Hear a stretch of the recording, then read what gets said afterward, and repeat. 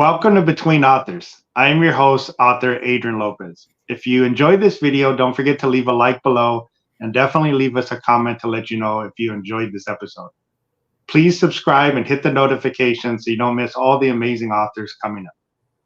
What is it that excites us as a reader? It's finding that author or book that you may never have heard of or may never have seen, sort of like the treasure hunt as a reader.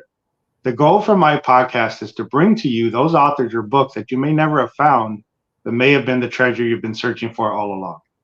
Today on episode 25, I bring to you author Rachael DK. We're going to discuss a little bit about herself, what she's published, what she's working on, and maybe what her plans are for the future. Welcome to the show, Rachael. Thank you so much. I really appreciate you having me on. Well, as you mentioned, I am an author. I'm a self-published author.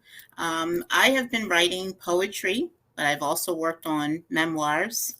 And I've been really getting back to my roots, my beginning from when I was a child. I loved stories that involved fantasy and magic. So I'm presently working on something that's paranormal fiction right now.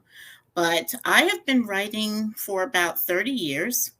I really didn't start thinking about sharing my writing with anybody until like the last 5 or 6 years.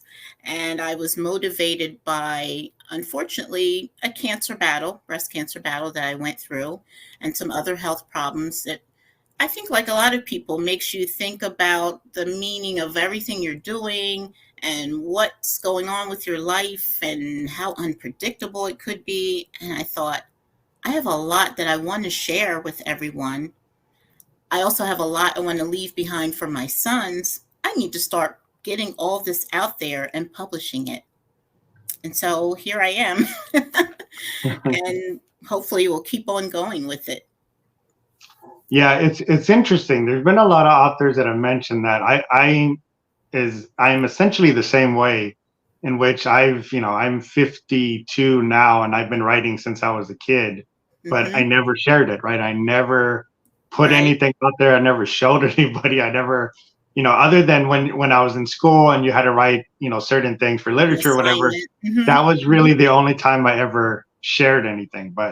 And then when I got married, poems and stuff from my wife, but that was it. There's never anything out there until this year as well. I started doing this, I guess professionally because you're publishing it, but I just started doing this and sharing it out there. So it's very interesting how there's a lot of authors that kind of follow that path. Is you love the writing's just part of you, but you never found the moment until either an experience or something happens where you say, okay, I'm going to start getting this out now. Exactly. Yes. I have been meeting a lot of people who have similar experiences, like you said, and I'm amazed by that. And I say, wow, okay. So I'm not the only one who's going through that experience. I felt a little awkward at first, where I thought maybe people would say, wait, what took you so long? Did you just start writing this? What's going on? Do you really love writing or not? Like, why would you, not share this? But yes, I find it's a more common experience than not. Yeah, absolutely.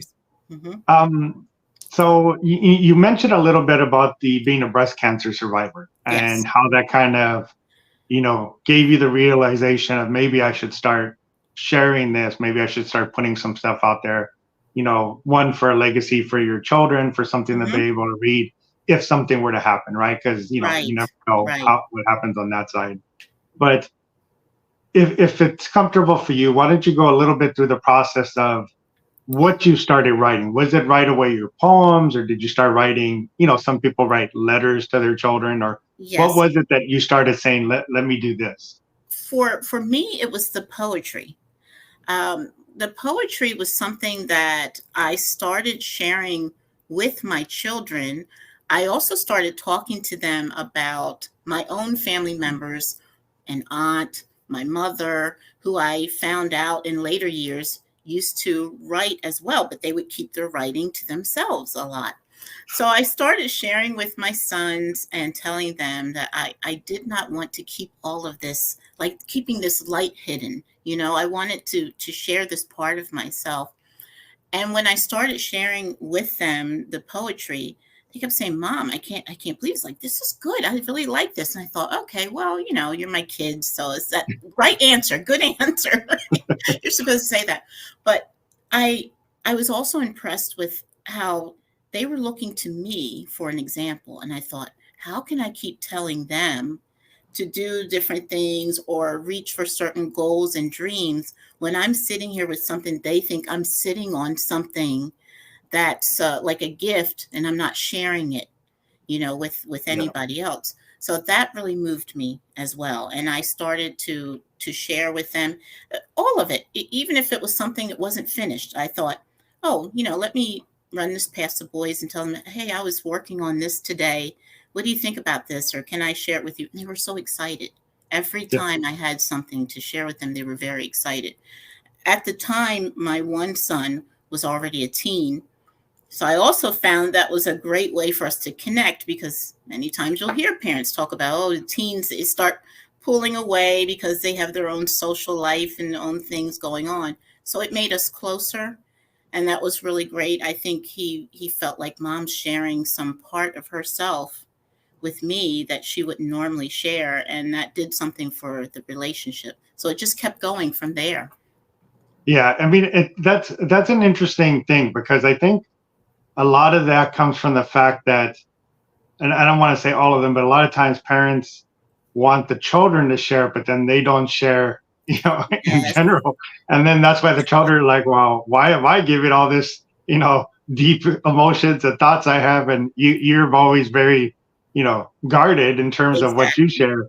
So it makes perfect sense. The fact that they felt you being willing to be vulnerable and share that, Right. it opened them, or opened your son up as well. So that's actually a very beautiful thing. Yeah, it was really wonderful. And that it boosted my confidence in wanting to share with others, because I thought, okay, teens and young people can be tough critics. So if I can handle them reading something and thinking like, oh, yeah, what is this? Then I can go ahead and share with anybody else. That's how I felt inside about it. I didn't tell them that, but I guess they'll find that out when they watch this. But yeah, I felt like that. I said, okay, if they can read this and they can tell me what they really feel about it, and I can handle that, I'll just keep on writing. That's how it's going to feel when I share it with anybody else. Yeah, absolutely. Yeah, Yeah. it's again, it's very, I don't want to say odd, but it is very interesting that there's so many authors and writers, and no matter what it is, right, poetry or whatever, that are just so introverted, right? They just Hmm. don't want to share it, and even when they do share it, a lot of times they're not comfortable, right? They don't know if anybody's going to like it, and that's again one of the reasons I try to do this is I'm definitely not introverted, right? So I want to be able to get everybody's stuff out there, because all you guys are just so talented, and it's just getting eyes on your work, right? And Right. a lot of times, it pains me sometimes when I see some of the authors do something, and they're not confident in their work, and I was like, this is beautiful work. Be proud of what you did, and don't try to count on others, opinion of it, because Exactly. Yeah. you're not going to get 100% people to like something. It's just never going Right. to happen. That's right. That is so true. That is so true. But I definitely have my children to thank for pushing me and kind of nudging me in that direction. That was a good thing.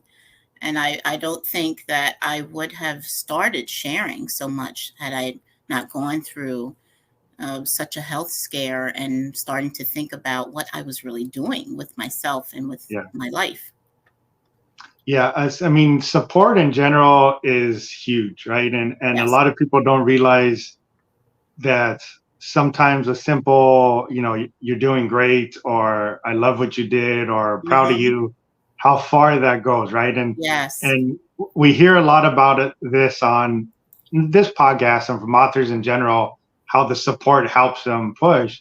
But that goes for anything in life, right? People may not look for it, but they do appreciate it, and they do welcome it. And that support could be a simple word, or a simple phrase, or simple suggestion, and it means the difference to a person. It could really push them in a direction they really wanted to go and just Right. never made the decision, right? I Right. mean, honestly, the regret of not doing something is far more worse than Oh, doing something and failing at it, right? yeah, Because you can fail and absolutely. get better, but the regret of I never did it I is, never tried. I never yeah, took the you chance. don't want to come to that point where you just like, because you can't do anything at that point anymore, right? Because Right. usually when that regret hits in, you've lost that opportunity or that chance. And Hmm. that is just so much worse than hearing the no or hearing the decline or hearing the, oh, this doesn't work for us.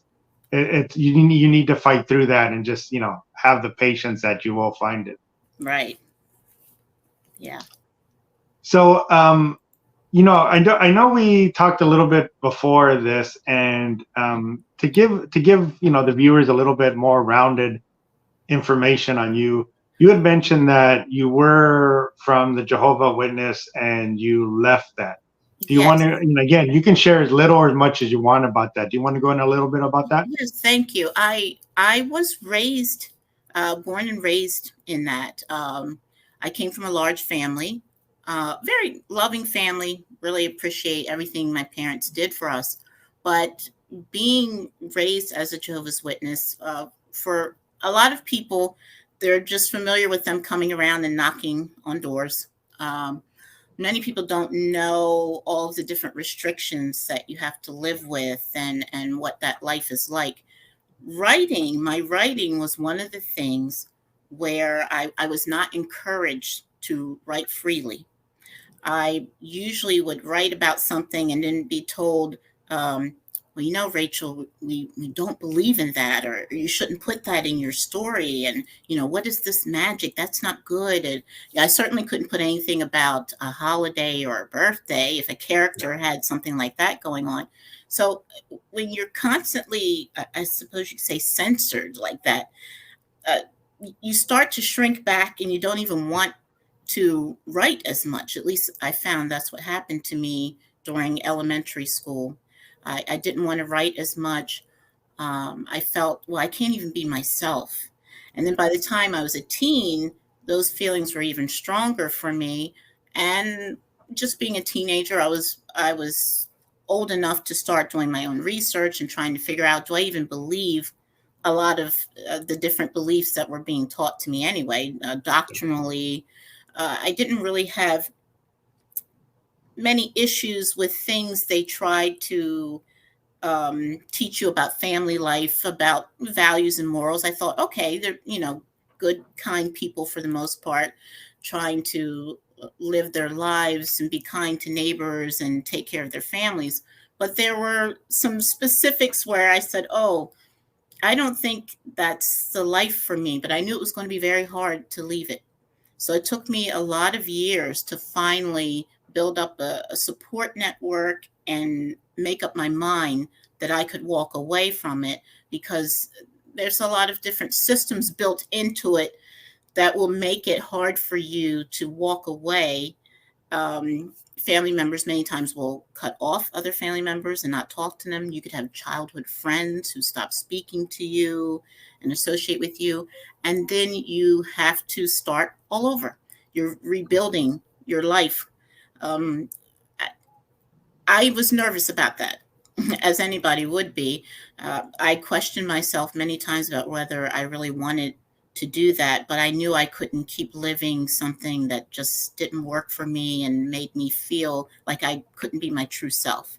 So Yeah. when I finally left and got married and started having my own family, I did find a way to still try to respect my family members' choices who stayed in it. And fortunately for me, I feel really lucky that I was able to maintain a relationship with my mother up until the day she died. That was big because I knew she still believed, but she seemed to open up her mind enough to say, oh, you know what? Maybe they're not right when they're telling us to not talk to our own family, even our children, when they walk away from Jehovah's Witness. So she was able to see something different and have a relationship with my children as well. So that was just wonderful. That's a gift that I will always be grateful for, that the boys got to know her and see her, and that she got to see that I was actually happy, that I was able to Yeah. live my life and be happy outside of that. But that's very big, and that has influenced a lot of my writing, because walking away from something like that and trying to start a new life, the things that it does to you and the way that it opens up your mind, and even the compassion and empathy you have for other people, Yes. that's huge. So it comes out a lot in my poetry, but also a memoir that I wrote.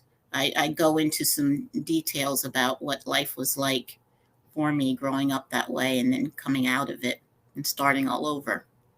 Yeah, I mean, that, again, that's because you're right. A lot of people don't know the whole thing involved with Jehovah's Witness. I did have a friend in high school that was a Jehovah's Witness, and I do Okay. remember a lot of the restrictions that he had Mm-hmm. on him. But he was a great guy, right? He was just very friendly, just a great guy. But you don't know about that back end, right? I don't believe a lot of people do even realize or understand. It's not just saying I'm not Jehovah's Witness anymore.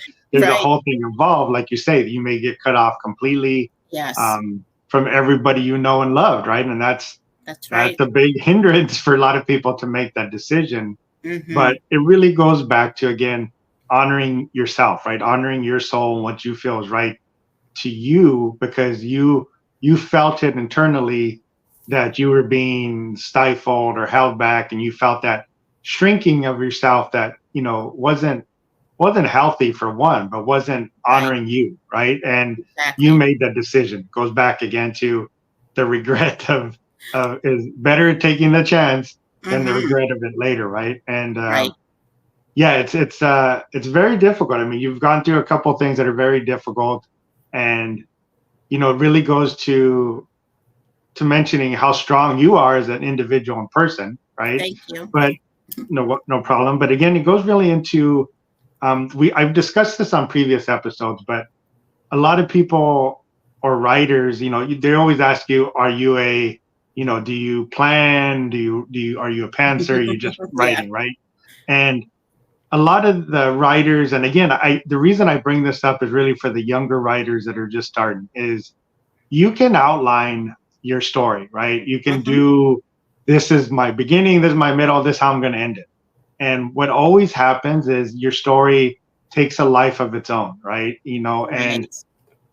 you know, during one of the discussions, we really realized that it's basically a mirror reflection of life in general, right? You go through Mm-hmm. Mm-hmm. obstacles, you go through challenges, and it's the decision you make from that that either leads to growth or it leads you on the same path, right?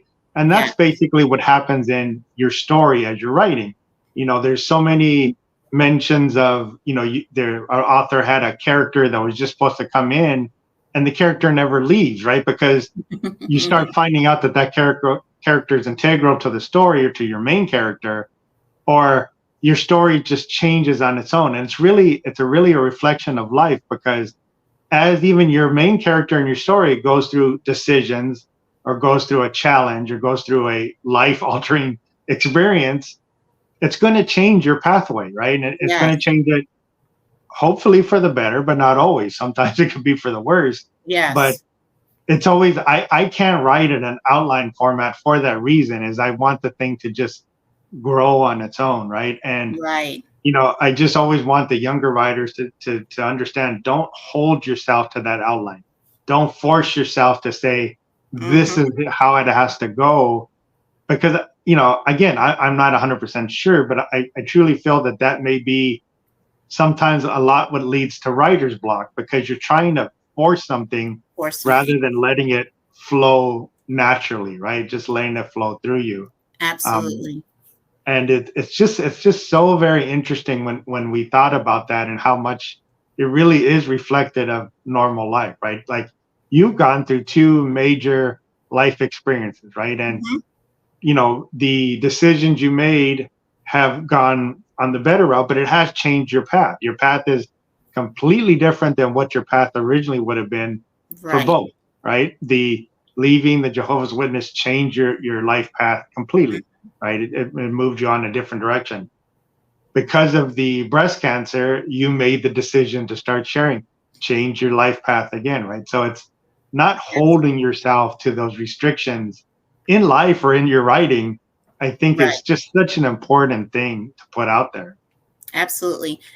I wanted to mention when you were talking about that, I used to outline, but I would always think of it just as a guide, a tool for myself. Yeah, And I would say, I don't have to stick to one tool, because if you want to do a great job with something, get in there in your toolbox and use a couple of different tools. The outline just helped me keep in mind some main things I wanted to make sure I got into my writing.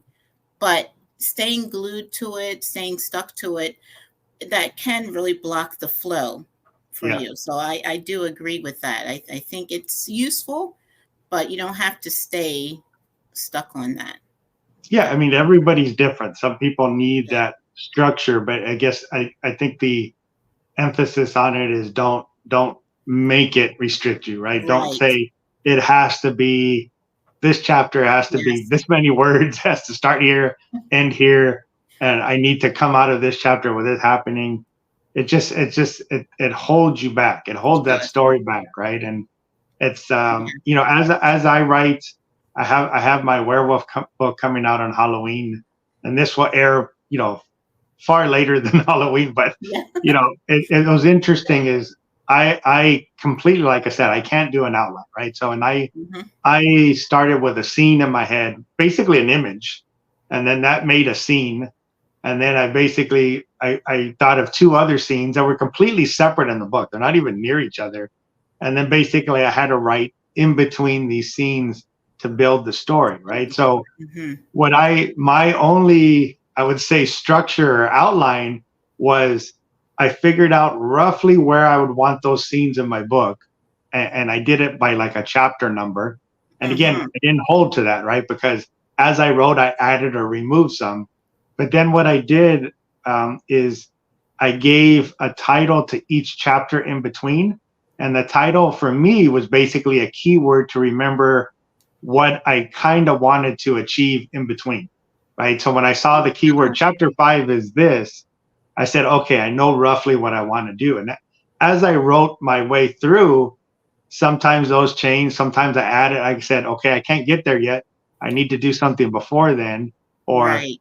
I'm not going to do that now because I changed something here. And Hmm. that's the structure I used is doing that. But that's the only one I could do, right? I basically after that I'm all over the place because I think of something that I think makes perfect sense for the story. I go there and then work my way through it. Right. And it's just how my brain works. It lets me structure it like that because unfortunately all the structure and ideas are in my head and I don't really write them down. So it helps me kind of bring it out and put it together. Yes. Yes. I absolutely understand that. I think that there was a time when some of the writers were talking about, are you a pantser or, and I said, I really do feel like I'm a combination of that. Well, a lot of people answered the same way. They're like, yeah, you know what, now that I think about it, I'm a combination of both. I'll start with some things that I outline, but then as I go through, I'm changing direction and saying, wait a minute, I have another idea that wasn't even on paper. Yep. So, just go with it. And it Yeah. works. It works. Yeah. Whatever is going to work. I think we're always practicing the craft anyway. And we start to see maybe some things worked for us years ago and it changes a little bit as we get older, or different Yeah. genres of writing too, because I'm Yeah. finding that myself. Some things are going to be different with poetry than my memoirs that I did. And now getting into this fictional writing, then I have some other things that work for me that would not work with poetry. So, Yeah.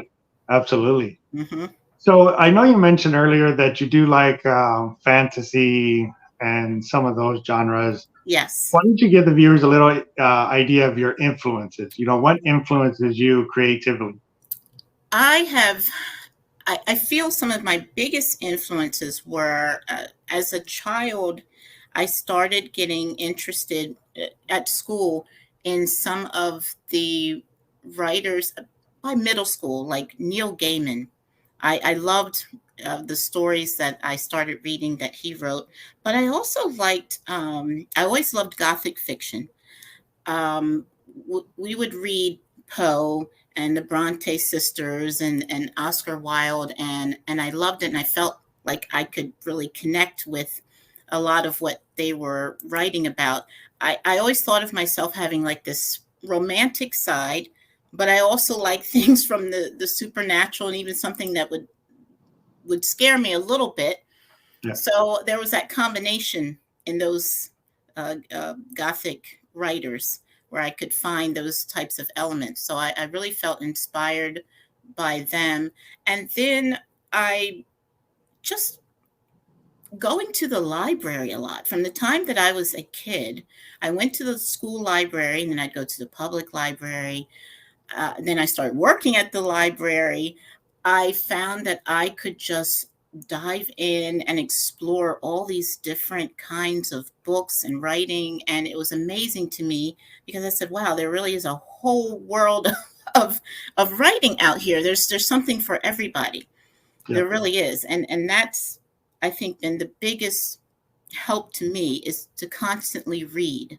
I enjoy reading, and I like to read across different genres. So even though I love poetry and I like to write poetry, I don't just read poets, because I'll read something that could be nonfiction. I'd call myself a nonfiction junkie. I'm always reading something about health or mental health or physical health, parenting, different ways to, keep yourself motivated, inspired. And sometimes those are the things that end up sticking with me. And then it goes into my poetry or into my story because it's just something that, just really speaks to me. So I think it's great for me to grab influence from all different directions. Yeah, absolutely. It's about that foundation you build, right? It's all those different things that make you, right? All the things you enjoy, Right. all the things you love are really what you bring into it, right? I episode 6, I interviewed Dr. Spooky, who's an actually ER doctor, but she writes horror.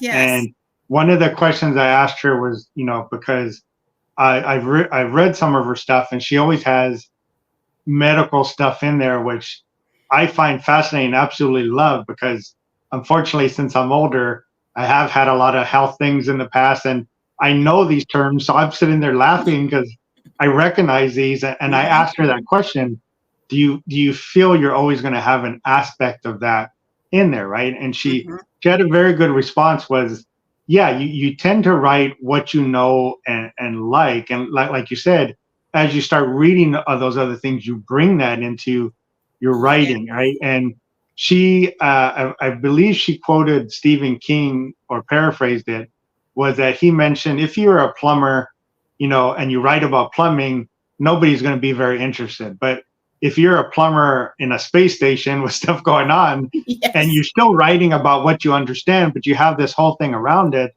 people are going to be interested and really listen to what you're saying, right? And it goes back to your voice and your story, right? And that's why it's so important to really kind of broaden that in terms, like you said, read everything, do a lot, because it comes into your writing, and you're not going to be so set where you're in a certain style, say with your poetry, or even when you're writing your fiction or story later, you're not going to be so set in a certain style, because you have all these things to pull from that you really enjoyed, that you really loved, right? Absolutely. And almost, I can't imagine any story, book, or anything that is not multiple categories, right? It could be a horror book, but there may be elements of thriller or crime, or maybe some romance in the back or something like that, right? And that goes to, again, if you didn't have that breadth of foundation where you read a lot of those other things, that's where that makes that difficult. You don't have that little extra aspects of things you can throw in there. Right. That's true. Very true. Very Yeah. true. And then the other thing you mentioned is that you do like to read a lot of stuff on mental health and stuff. And I know you mentioned that you consider yourself a mental health warrior. I Why do. don't you talk a little bit more about that? Okay, I have survived 3 suicide attempts, and I have been for the past 22 years um, learning how I'll say learning because I don't want to say learned past tense because I'm constantly learning new things. Yeah. I've been learning how to cope with and live my best life with a mental health disorder. I have a mood disorder.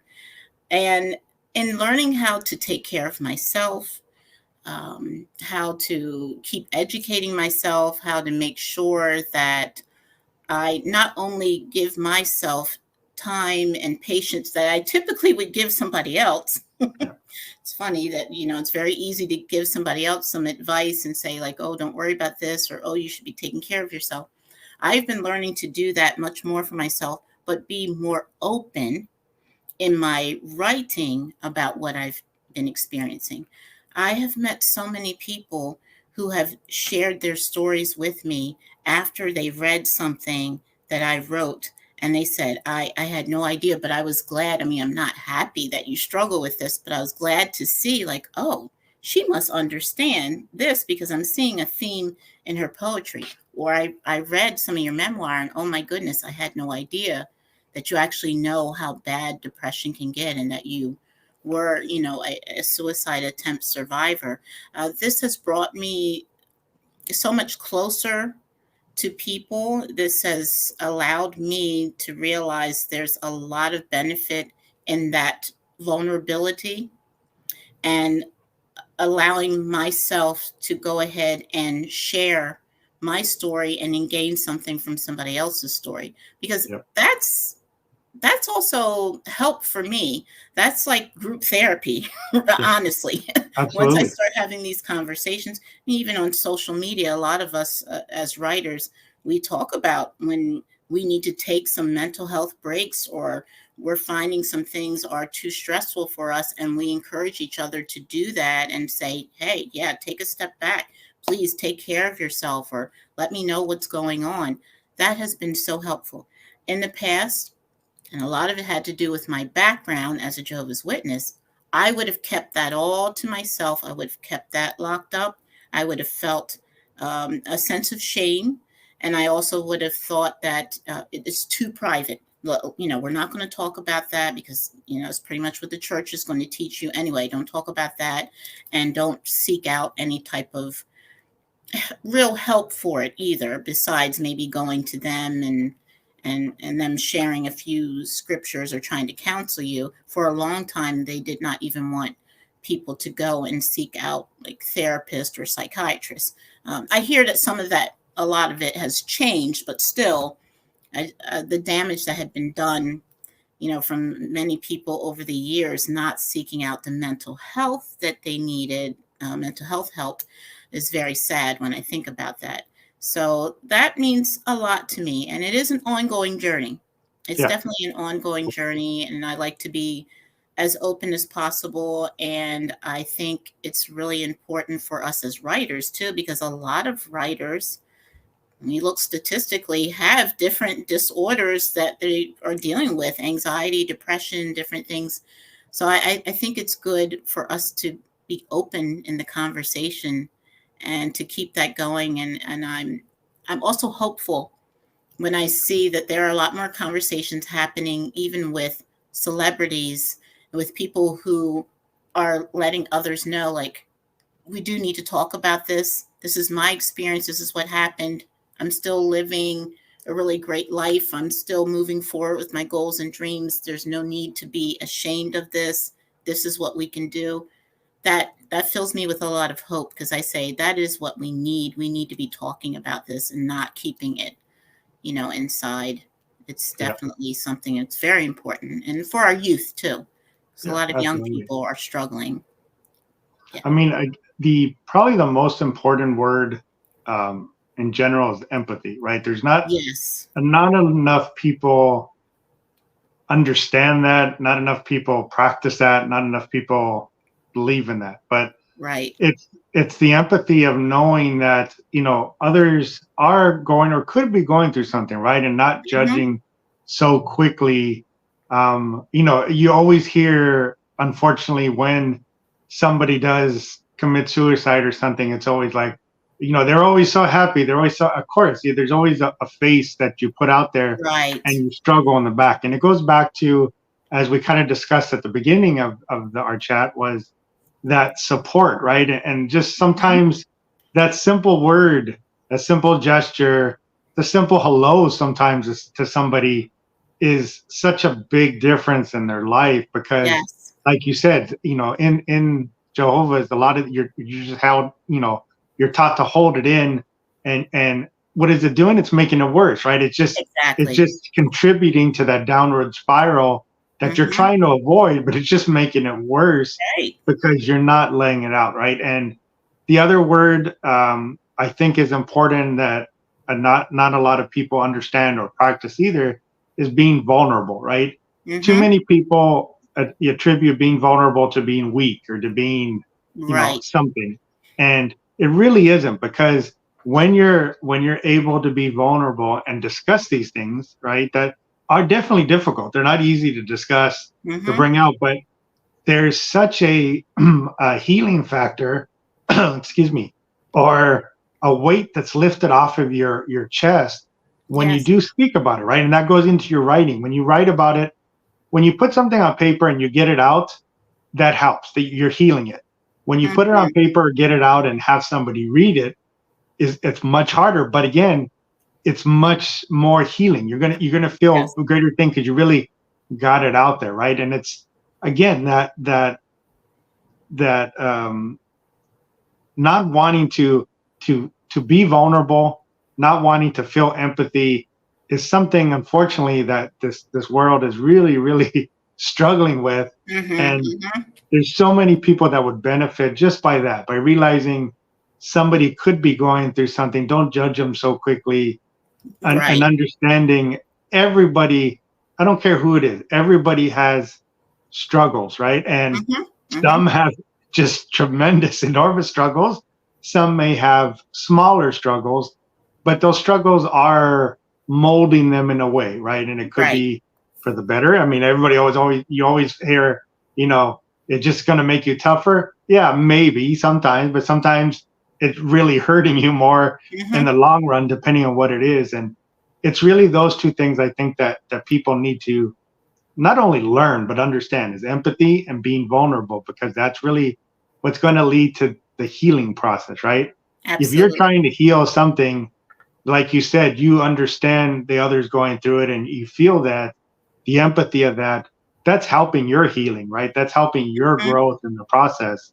And it's unfortunate that it's not that it's not taught, it's just sometimes restricted or it's looked down upon when somebody is very empathetic, right? Or when somebody likes to be vulnerable and share a lot, it's not appreciated or not supported. And that's, again, they just pull it back in, right? And that just, Right. it leads to the wrong direction. Yes. Yes. Absolutely. So let's talk about your poetry. How Okay. many books do you have out, published? And why don't you give us a little idea about, what the book's about, if there's a common theme, or Okay. how it works. Well, presently I have 7 poetry collections. Most of them are smaller. I call them chapbooks, so they're about maybe 50 pages or less. And then I have 2 memoirs. One is outlining pretty much my childhood on up to my late 30s, where I went through some of those things that we just discussed with leaving Jehovah's Witnesses, but also the struggle back and forth with my writing and how to really let my true voice come out.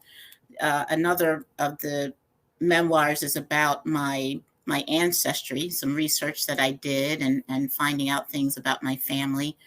And I'm presently working on another poetry collection. I'm trying to get that finished.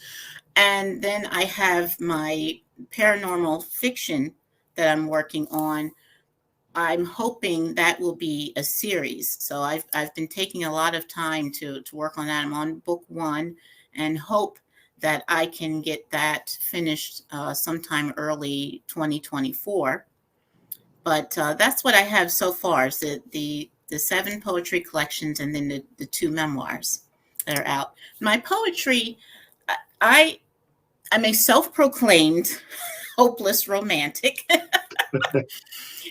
So most of the time, people will see there's this optimism, there's a lot of romance or romantic language in my poetry, but I also can go to the melancholic and sometimes a little bit darker than that, which I enjoy. I let myself go ahead and write according to mood.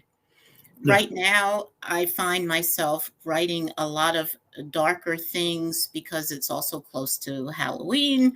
But if I ever write like that, then I put that in my collection as well. So when someone reads my collection of poetry, they'll find some things about, you can see some of the struggles that I've gone through. You can tell, like some have said, they've read something like, I can tell, okay, there were times you struggled with depression or you knew what that was like. Then there may be some things in there where it's just love, love, love. And then, okay, murder, mayhem, so, I mean, I'll put, Makes sense. put different sections in the collection there. So, a person can see that the way I write is just, I just go with the flow. Whatever's going to come out is going to come out.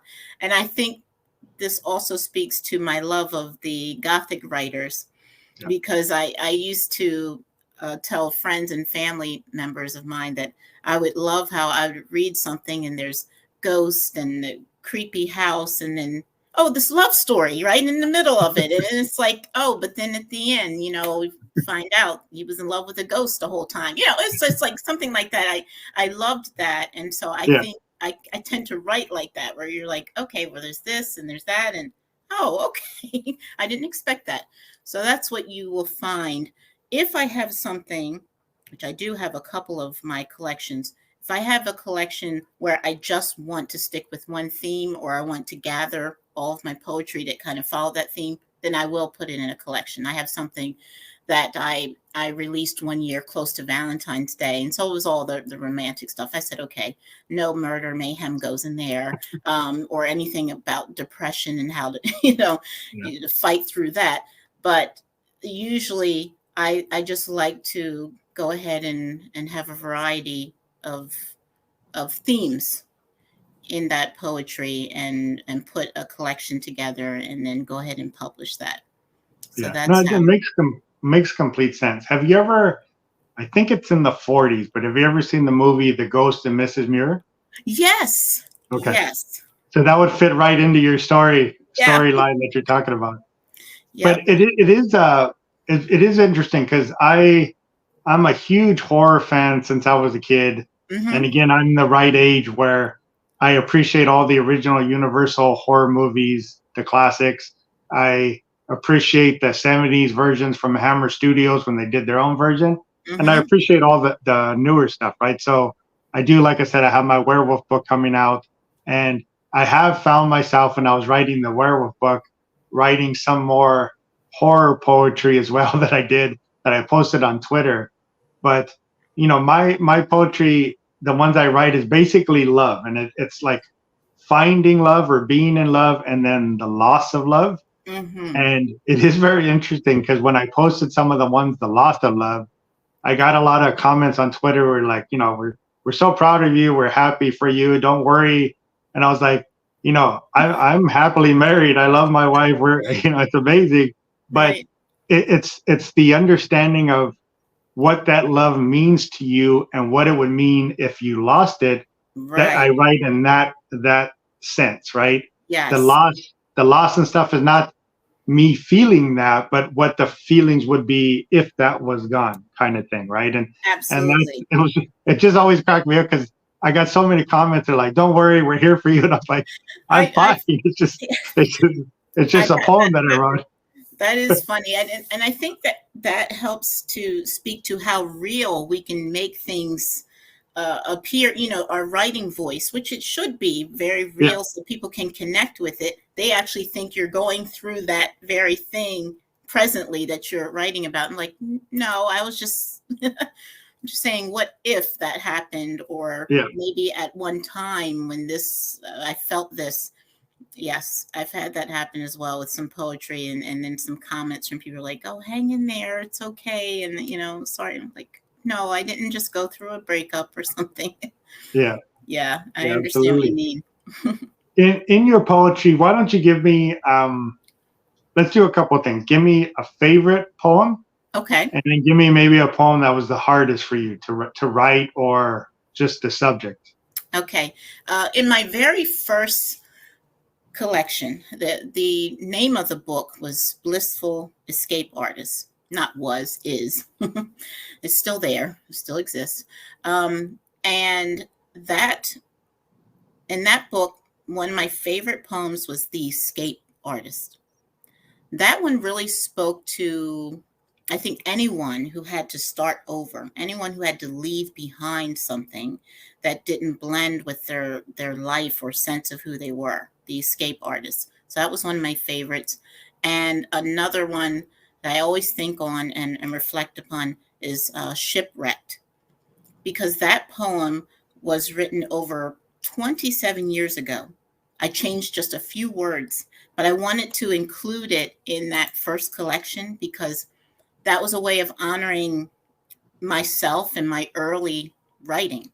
I had that poem on a piece of notebook paper. I kept it over the years, and I said, I'm going to include this in that first book. So those two were, or still, I feel, are favorites of mine. One of the hardest, two that come to mind that were the hardest ones for me to write. One was called 4 Days of Hell, and that was lifted from my journal when I was going through chemotherapy and it was post surgery and everything. But I just wrote about what I was feeling, and one day I took things from my journal and just turned it into a poem. That was really hard. It was hard for me, but I felt that I needed to do it. I thought it was going to be cathartic, and it was. I also thought this could help a number of women who read this and relate to going through the experience or took care of somebody in the family, watch somebody in the family go through that experience. I have to write this. I have to share it. But it was difficult because it took me through all the emotions and all the memories of what I went through. Then that the sadness, the vulnerability, just remembering that time in my life. So that was quite difficult. But I'm glad that I included it. I'm glad I included it in the collection. I'm glad it's there. And hopefully it will continue to help other people. And it's funny because this month, October, breast cancer awareness month too. Sometimes Yeah, I don't forget about it, but there's so many different things that go on all the time, family life and writing and other things, um, that I tend to kind of push it to the back of my mind, like, oh, that's right, October is, that month. So I'm glad the poem is still there and it's in the collection because I think it really needed to be out there for yeah, others. yeah. Absolutely. And it goes back to, you know, that being vulnerable part, because you had to be so vulnerable to write those things, to bring it out. But Hmm. again, it's that vulnerability when you do that is what the readers are going to feel, right? Like you said, they Yes. feel that connection to that because it was raw and real as you wrote it. They Hmm. feel that, right? And that's what's going to help them. That's what's going to give them that connection to understand I'm not alone. It's not feelings only I have. Right. And it's such a beautiful thing when you're able to put that out there. for someone to be able to see that and read it. Yes. Yeah. Yeah. So Definitely. I know you're talking about doing your other fiction piece as well Hmm. that you're writing. You want to do it in a series. What is the future hold for you? What other things would you like to accomplish? What other things are there other genres you maybe want to at some point attempt or try or really see what you can do? I do. I feel like a kid right now in the candy store. It's like, oh, I want it all. Yeah. I I know poetry is always going to be a part of my life. It just is. So I'm going to keep writing my poetry and keep sharing my poetry. But as I alluded to earlier, getting back to the roots of what I always loved as a kid, I'm so happy to start writing this. I think it's more the genre is more cozy paranormal fiction series because it takes that magic and the supernatural, um, but it's not as intense. It's not as intense. So they tend to call that the cozy paranormal. I want to keep writing with that because I think it's a fun way to escape, all of the responsibilities and real world things that we have going on. Yeah. You can still, as an adult, feel like a kid, the fairy tale kind of writing, but it has some elements to it that it's not really a fairy tale because, somebody's murdered. That's not exactly Cinderella, but I still think about that. I laugh about that, but I still think about that, and I say, well, it is fun. It's fun when you're reading it and you get a chance to just use your imagination and feel like you escape things. So I know I get a lot of pleasure out of writing that. Takes me back to being young and trying to write like that, but constantly being, like I said, censored and stopped. So now I'm free to let that out. And that feels really good. So I'm like, okay, I need to continue with this because there's something there I really love. But I'm also, because of my health, a lot of things changed even after my cancer. And I'm living with an autoimmune disorder as well.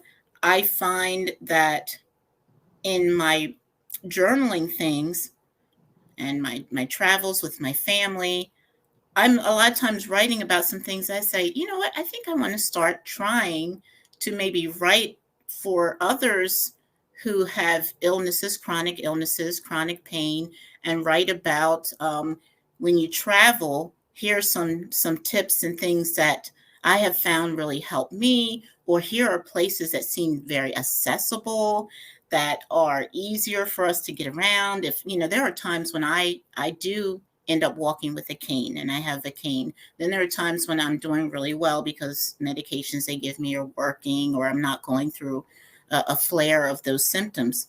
Well, Yeah. there are people like that who are wondering, hey, if I'm going on this trip, am I going to be okay? What about, me trying to get around this museum or this restaurant? So I'm trying to think about how I could in the future do some travel writing, but more leaning towards helping those who have health problems or have disabilities. So yeah, Yeah, I have some new that's ideas. a great idea actually, because there's probably not anything out there or very little Very in that little direction, right? research. Hmm. And one of the things as a writer that you think about a lot is you write essentially what you want to read, right? Yes. I write my stories how I want to read them, how I want them to be, not really focusing on how I've read others or how their book evolved or what Hmm. happened. And that goes back to that. That's something that you would want to be able to find out there and say, I'd love to be able to look this up and see, okay, what Yes. can I do? Is there going to Hmm. be any struggles if I do this? And Right. I think that's an absolutely amazing idea. And really wish you do figure out how to do that and put it out there, because I do think that would be very helpful for a lot of people. And it Yes. doesn't have to be specifically the illness you're going through. That could Right. be, basically carry on with anybody who has, you know, some kind of struggle. Just say, like you said, with walking and a cane, if you're in a Absolutely. wheelchair, any of that stuff. You're right. that at least would give you a heads up of, okay, Mm-hmm. this is going to be way too difficult because there's Right. just no